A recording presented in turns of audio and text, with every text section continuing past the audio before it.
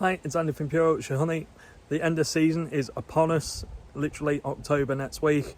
So I just did some videos yesterday, just going through a couple of my hives. Not going through them properly, but just checking what sort of stores they have for winter by hefting and doing a couple of other techniques. So we'll go straight into the video and I'll show you how I do it. Here's a nice big strong colony going into winter. We're into September now.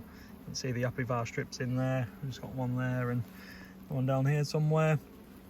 But good strong colony. You just got to make sure you keep them fed, well fed. I'm using Beekeeping. It's just quicker and easier for me. So I'm making sure they're well topped up, but they take down easily 4 litres overnight. But I'm just trying to trickle feed them because I don't want to just block up the brood nest with feed. It's quite easily done.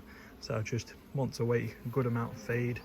If it's really cold and they can't get out, maybe a little bit more often, but just keep a close eye on them.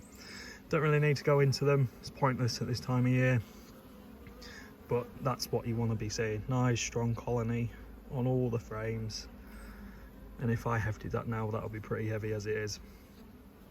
Right, I'll put this feeder back on and put this back together. This is another colony which is well rammed with bees. This is one we requeened early on in the season with one of Lawrence from Black Mountain Honey's, one of his Buckfast queens. Absolutely rammed with bees. So this is your want them really strong going into this time of year. This is September time now. The varroa treatments are in. I've got Apivar strips in there. But you can see just wall to wall bees on all frames. Right at the back there, there's bees. Just bees, which is good. You know, I want them nice and strong. And you can see the feeder in there. There's plenty of bees in the feeder. That's emptied out. That'll need topping up with some more invert. So I'll get that topped up.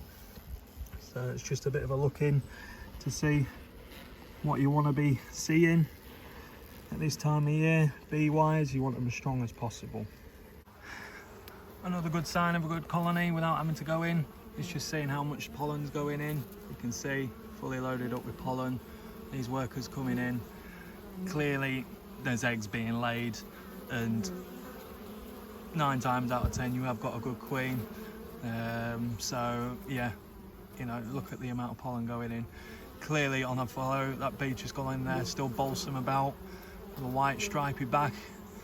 So yeah, I'm more than happy with this one, and there's absolutely gallons of the stuff going in. So again, don't have to go in, just literally observe the entrance. If you're brave enough, do it from afar with no suit on, or just pop, you know, a jacket on and a veil and just wander over. They won't bother you if you're not going in, as long as it's a nice hive and you can just physically see what's going in. Obviously we've got a lot of yellow pollen going in. I'm not entirely sure what that's from. It could be ivy, I could be wrong. Balsam there on that bee, white stripy back. You know, a lot of people see this and it's like, what is it? That's balsam. We've got a little beck that runs down the back of our land, so we know we've got a lot of balsam in there. Look at that red pollen, orange pollen. That was lovely, that. It's sure quite fascinating. I could sort of spend hours here looking at what's going in. But yeah, more balsam there on the back of that bee, that white stripe. More orange pollen, yellow pollen. So there's definitely a flow on. It's just whether it's warm enough to get out. That's all you need to think about. If it's too cold, they're not getting out, there's not a lot of activity, just make sure you keep them fed with either a good sugar solution that you can mix up at home, or you can just buy it readily mixed, Beekeeping, ambrosia, all sorts of stuff out there now. Right, there we go.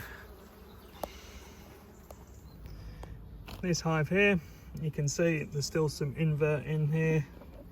You know, I fed these quite a few days ago, so some colonies will just woof it down, some colonies won't. Again, don't treat them all as one, treat them as individuals. They'll take it when they want it, and then when they've had enough, they won't bother with it anymore. So just keep an eye, and old school way of doing it is just heft it. Just get hold of the side of the hive, give it a heft.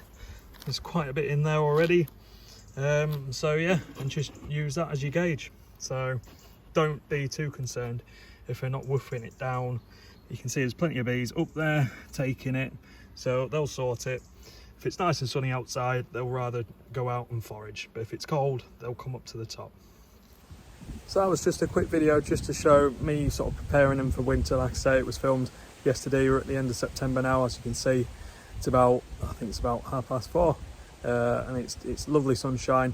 I don't know if you can see in the background, the bees are out and about. They'd be definitely on the ivy. So apart from the first hide, I had an Ashford feeder off. I took that off just I wanted to see how strong the colony was, because there's a few dead bees on the outside. It's a typical sort of beekeeper thing. You sort of see through it when you want to sort of know what's going on. It's the only reason I had that feeder off. The other ones obviously had glass crown boards, which work really well. You can obviously just lift the roof off, you top the feed up, you can see into the hive without actually going into the hive and losing all the heat. The only thing I'll say about the glass crown boards, you can get a little bit of condensation off them. So, but usually in your colder months, you'll see it sort of developing. So I sometimes just wedge open the crown board a little bit, just with the matchstick or something like that, just to create a little bit of airflow. And obviously just watching them, just seeing what they're bringing in, seeing what the activity is.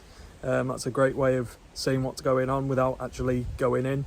Again, pollen, good signs of pollen coming in, always a good sign.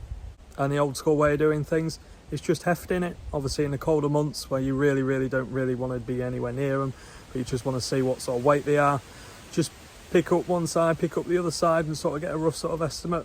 A big hive probably wants to be about 20 kilos going into winter. The nuke's probably around about 15, a good 15, 12 and a half, 15 kilos for a poly nuke. So yeah, I'm not going in now. I'll only go in to take my Apivar strips out, but apart from that, I won't be going back in now till springtime. And typical of the British weather, it's just started to rain. So there you go, it's typical this time of year. We get nice sunshine, all of a sudden we get showers. So yeah, that was a quick sort of look over of how I'm sort of getting my bees ready for winter.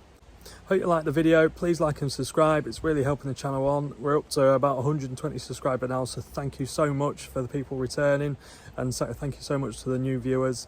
I'll keep up with the content as best as I can. Any questions, stick them in the comments below and I'll get back to you as soon as I can. But for now, we'll see you later.